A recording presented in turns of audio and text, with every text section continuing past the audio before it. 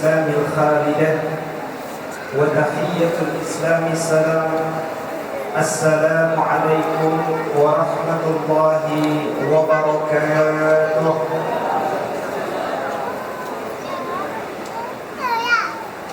الحمد لله بنعمته تتم الصالحات. الحمد لله الذي أرسل رسوله بالهدى ودين الحق ليظهره على الدين كله وكفى بالله شهيدا. أشهد أن لا إله إلا الله وحده لا شريك له وأشهد أن سيدنا محمدا عبده ورسوله. اللهم فصل وسلم وبارك على هذا النبي الكريم والرسول العظيم سيد الغر محجلين وقائد المجاهدين نبينا وقدوتنا وإمامنا وشفيعنا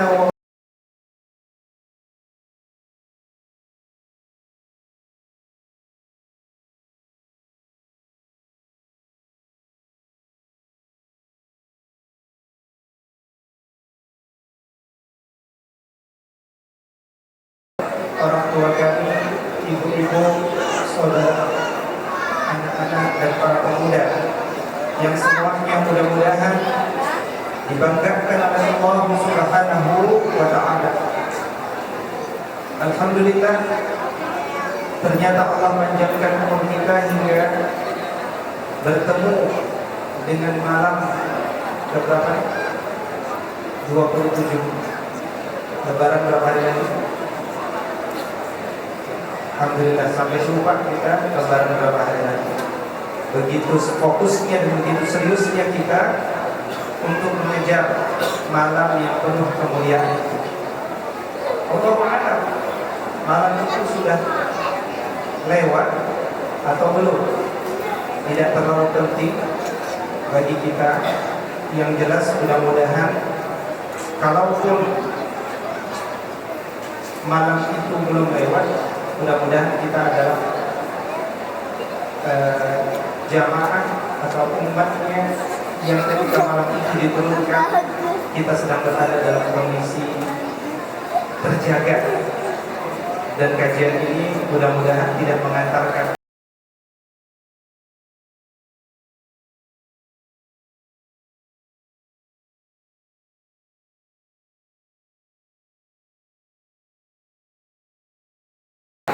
itu.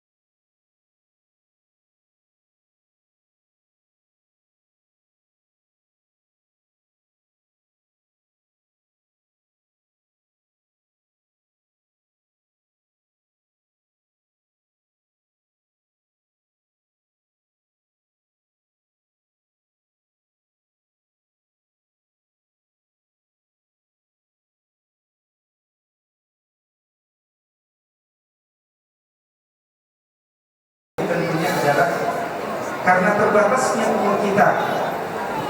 Kata Nabi Sallallahu Alaihi Wasallam, umur ummati baina sittina wa sab'ina sanah. Umur umatku itu sedikit singkat, hanya berkisar di antara 60 hingga 70 tahun. Sedikit yang lebih lama daripada itu. Ya.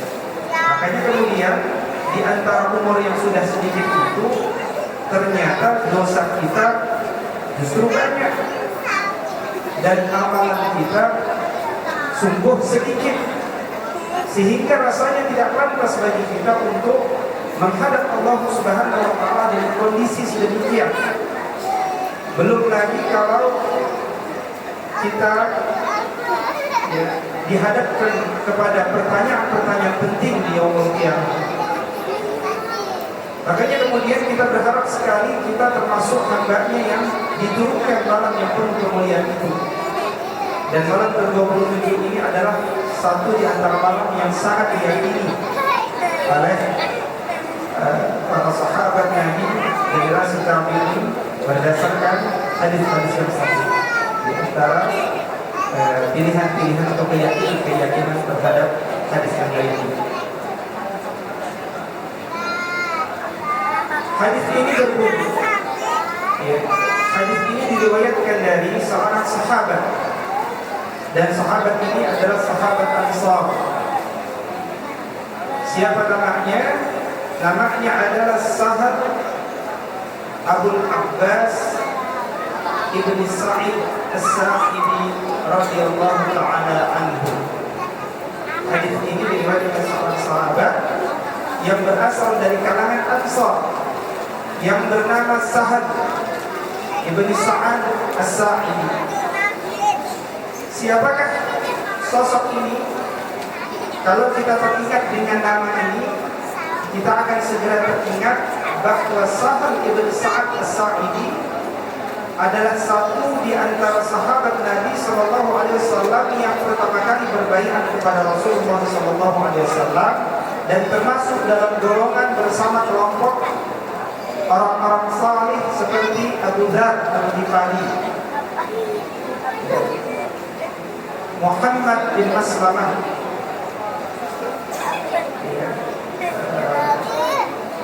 dan sebagian sahabat lain. Ubadah bin Samit, Ubadah bin Samit termasuk dalam kelompok yang pertama kali berbaiat kepada Rasulullah SAW.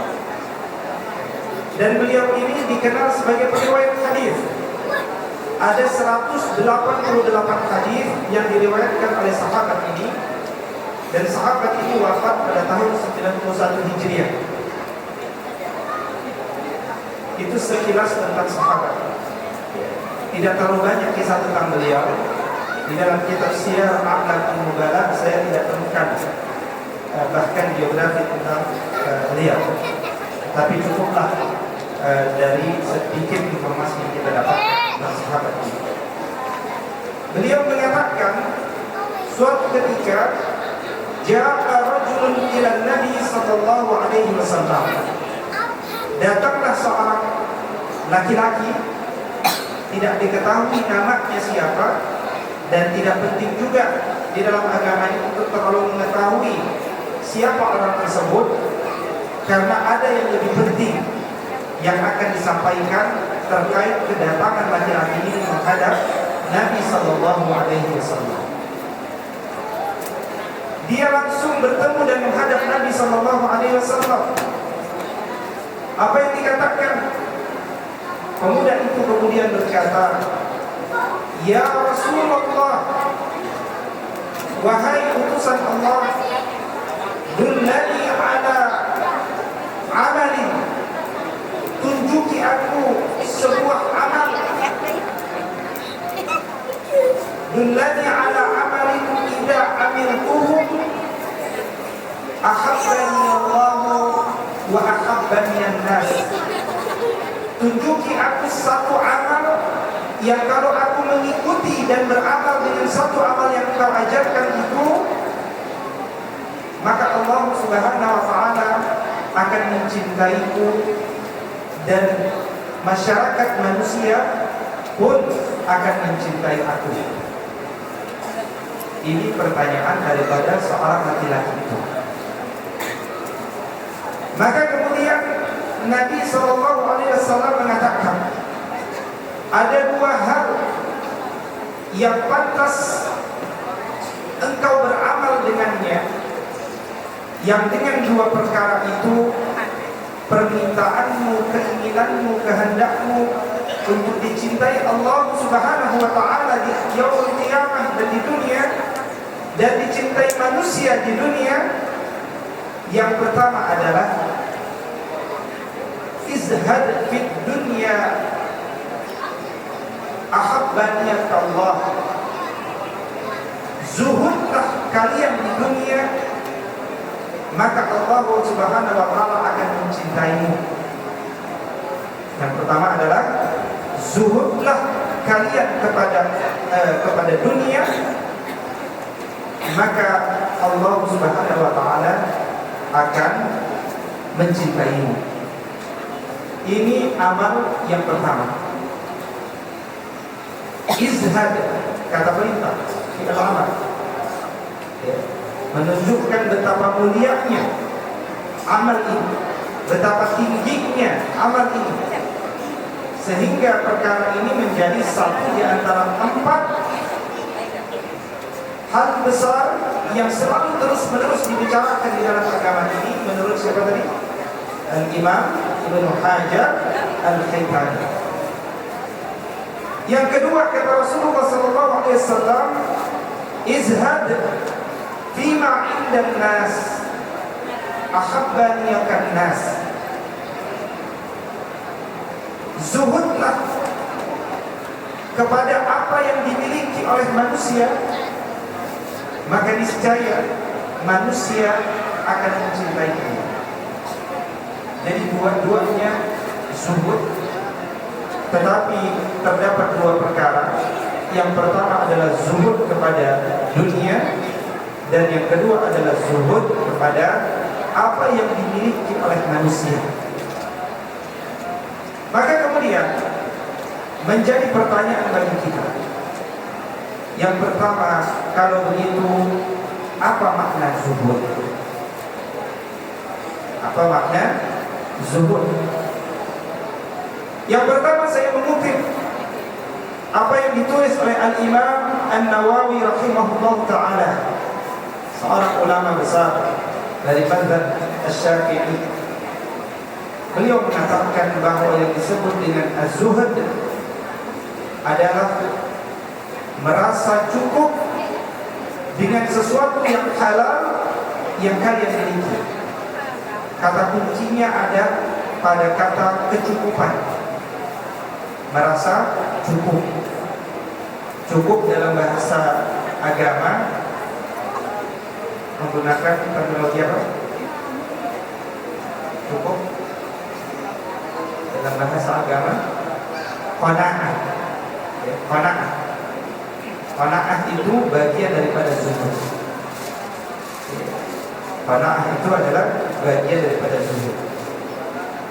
Dan dari kata kecukupan ini nantinya lahir makna kesederhanaan. Dari kata kecukupan tadi lahir makna kesederhanaan. Menarik ketika kita berbicara tentang terma kecukupan, karena sesungguhnya kebahagiaan atau sesuatu yang dikejar oleh manusia, yang kita kira hendak mencari sebuah kebahagiaan, ternyata seringkali apa yang kita kejar itu punya batas limit untuk menghadirkan kebahagiaan. Kita tadi berbuka, dan berbuka itu satu di antara ciri orang yang berbahagia ketika berpuasa. Farihah bi fitrihi, dia pasti berbahagia dengan bukanya. Yang kedua nanti farihah bi shaumihi idza laqiya rabbah, ketika dia nanti bertemu dengan Rabbnya, dia berbahagia dengan puasa. Begitu bahagianya kita akan menahan lapar, kemudian kita makan itu semuanya, ya kan? Ketika berbuka, Bapak minum air putih apa air bening? Nah, air putih apa air bening? Bening, ya, alhamdulillah. Rasulullah air putih apa air bening? Berbuka, air bening. Air putih itu bisa kuat, bisa susu, ya, santan, kolak, macam. habis minum air bening Rasulullah makan ketupat, sate apa nasi kebuli. Orang kurma. Kurmanya 3 apa 30? 3 pak ya. 3 dus, Masya Allah. Habis makan kurma 3 biji, Rasulullah SAW makan sate apa makan ketupat? Hah? Apa gorengan? Ternyata cukup, ya kan? Rasulullah salat maghrib. Ba'da salat maghrib, Rasulullah makan ketupat apa gorengan? Ternyata ahli seperti ini ngobrol diskusi dengan para sahabat sampai mengejar waktu Isya. Nanti salat tarawihnya agak di malam, tengah malam kalau bersepakat. Maka kemudian kalau kita seandainya makan itu semuanya, ketupat, sate dan seterusnya,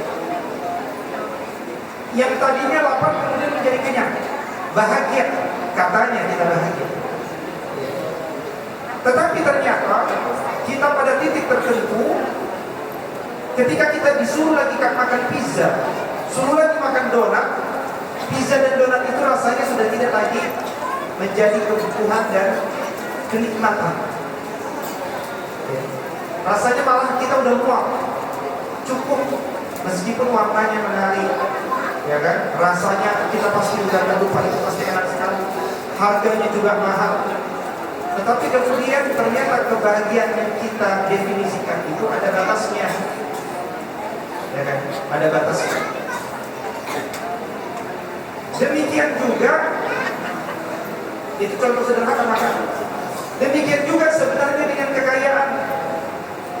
Kalau kita bekerja tujuannya untuk kaya semata, kita kejar itu kekayaan, yakinlah ada satu titik di mana justru kekayaan itu membosankan bagi kita. Kita saat ini karena belum merasakan saja, jadi terus kejar. Tapi sudah banyak orang yang sudah merasakannya dan kemudian merasa bosan. Ya. Kita ketahui misalkan di Amerika, di Jepang, ada orang-orang kaya yang kemudian bosan dengan kekayaan, dia jual seluruh kekayaan atau dia jadikan yayasan, betul-betul yang nggak pegang dari harta itu, dia beli rumah di pinggir sungai, ya kan, pinggir sungai, karena bosan dengan kekayaan. Berarti kekayaan itu tidak berkorelasi positif dengan kebahagiaan.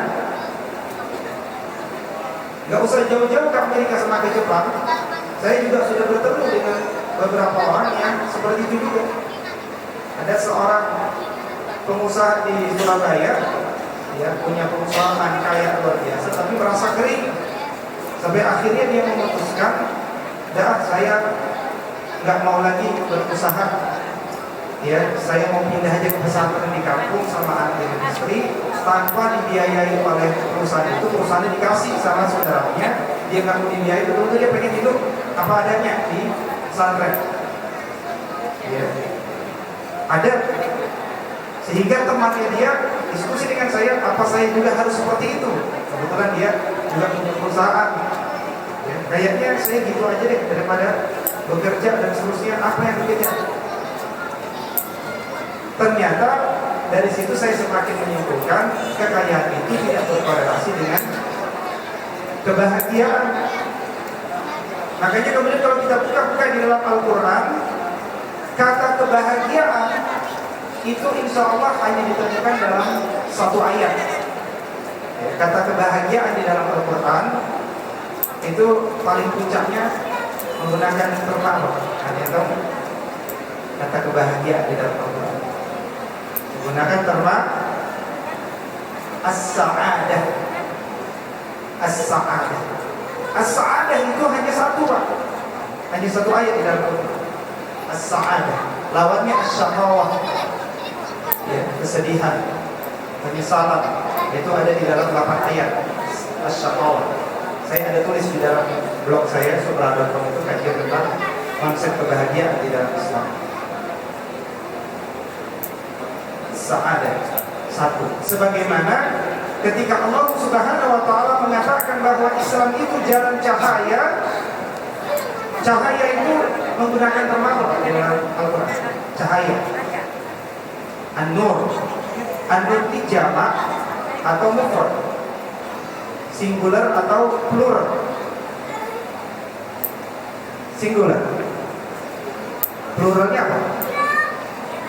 Anwar, ya kan? Anwar.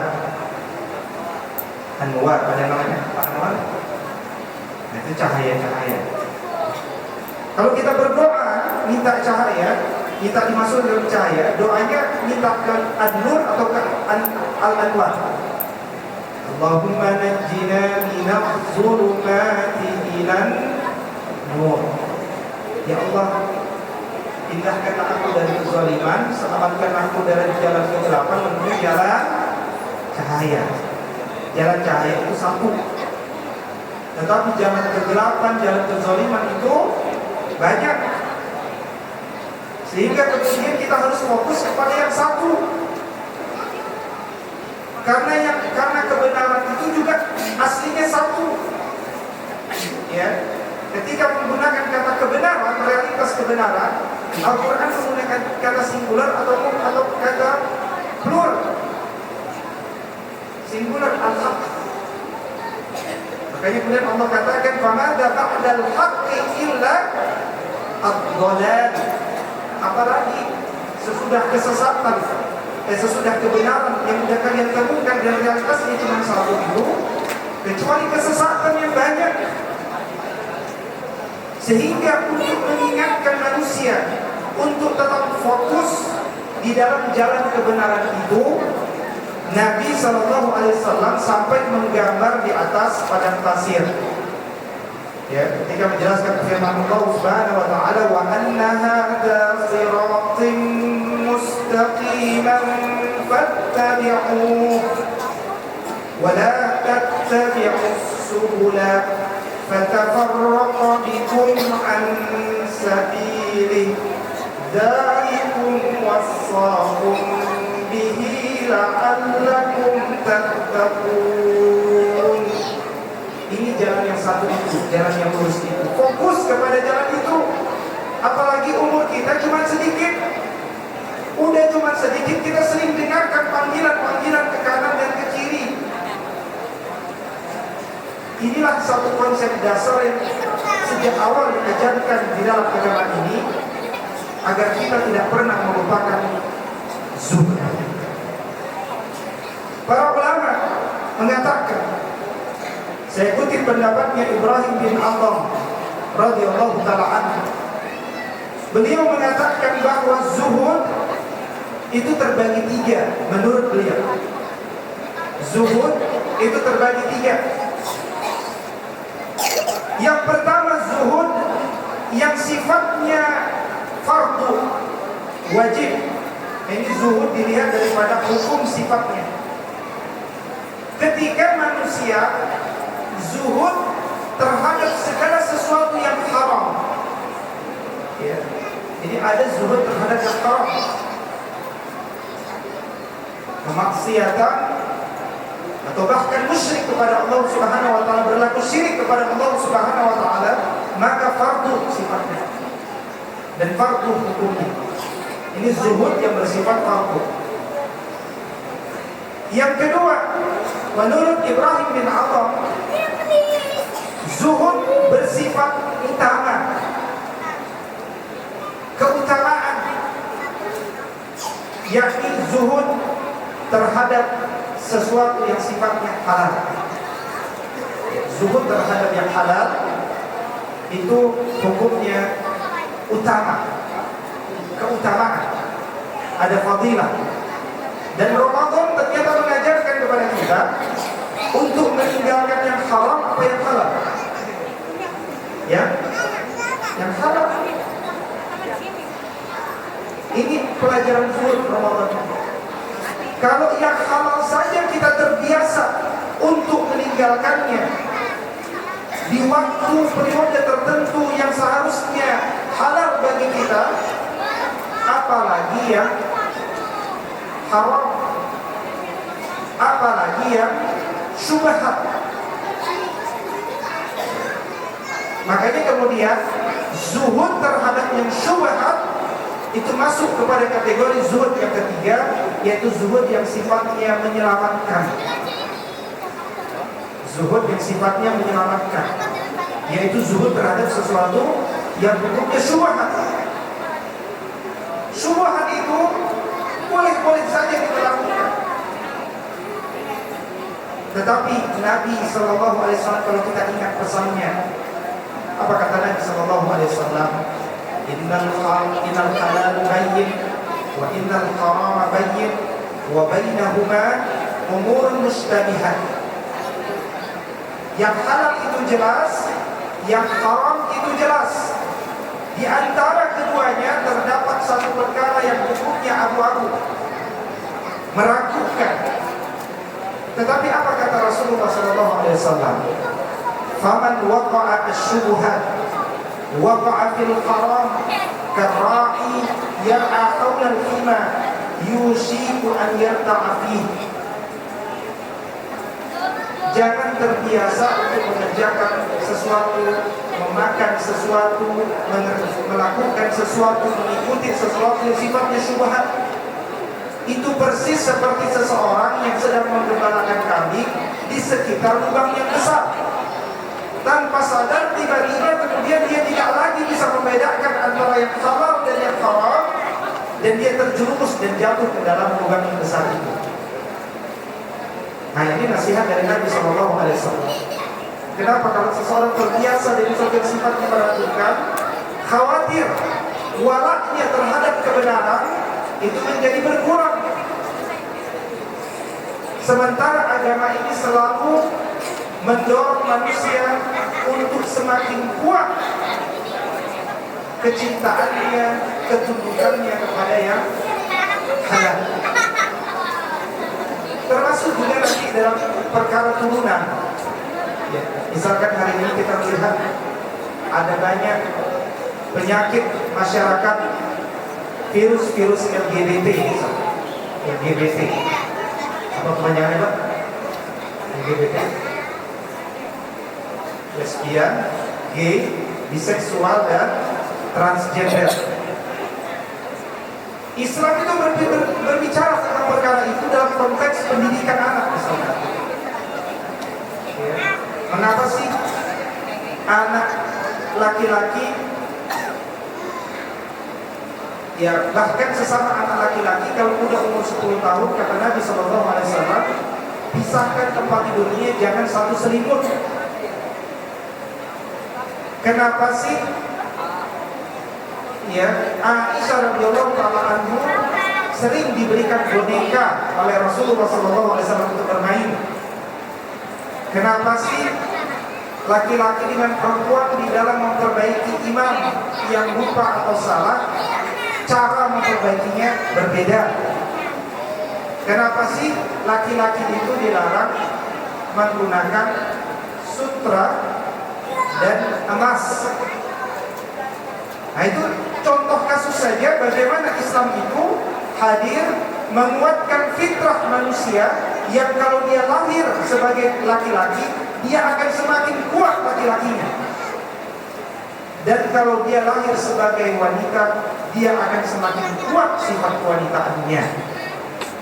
Ibnu Taimiyah rahimahullah ta'ala mengatakan, di antara yang dikhawatirkan para ulama ketika manusia itu senang mengenakan emas, cincin emas, atau jam emas, atau apapun sebagai emas, atau juga sutra, yang dikhawatirkan para ulama adalah mulai terkikis kejantanannya, mulai menurun kualitas kelelakiannya, sehingga lama-lama dia tidak kentara, ini laki-laki atau perempuan. Dan lama-lama ini berubah dalam pola pikirnya juga menjadi remang-remang untuk melihat mana yang hak dan mana yang batil. Islam itu betul-betul menjaga fitrah manusia. Itu satu contoh turunan. Makanya kemudian dalam satu hadis Nabi SAW, meski hadis ini derajatnya dhaif, tetapi maknanya dapat kita ambil. Kata Nabi SAW, inna zahida, sesungguhnya seseorang